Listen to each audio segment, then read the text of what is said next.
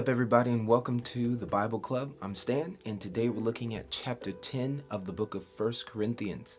Let's get started. It says, "For I do not want you to be unaware, brothers, that our fathers were all under the cloud, and all passed through the sea, and all were baptized into Moses in the cloud and in the sea, and all ate the same spiritual food, and all drank the same spiritual drink, for they drank from the spiritual rock that followed them, and the rock was Christ. Nevertheless, with most of them God was not pleased, for they were overthrown in the wilderness.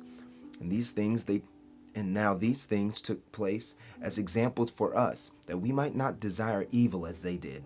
Do not be idolaters, as some of them were. As it is written, the people sat down to eat and drink and rose up to play.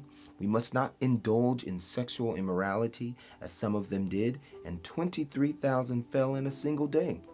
We must not put Christ to the test, as some of them did, and were destroyed by serpents, nor grumble, as some of them did, and were destroyed by the destroyer. Now, these things happened to them as an example, but they were written down for our instruction, on whom the end of the ages has come. Therefore, let anyone who thinks that he stands take heed lest he fall. No temptation has overtaken you that is not common to man. God is faithful, and he will not let you be tempted beyond your ability. But with the temptation, he will also provide the way of escape, that you may be able to endure it. Therefore, my beloved, flee from idolatry.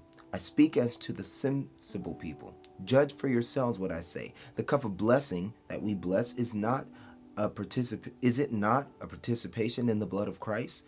The bread that we break, is it not a participation in the blood of Christ? Because there is one bread.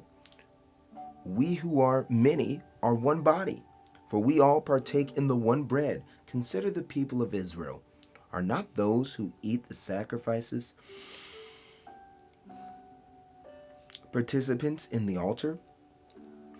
What do I simply imply then?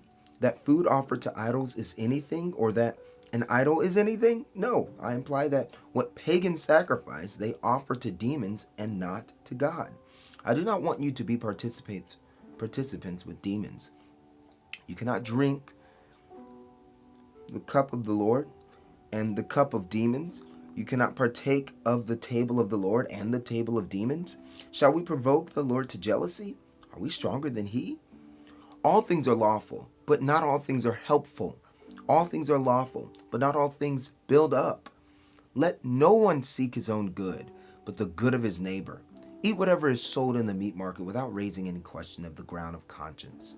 For the earth is the Lord's and the fullness thereof.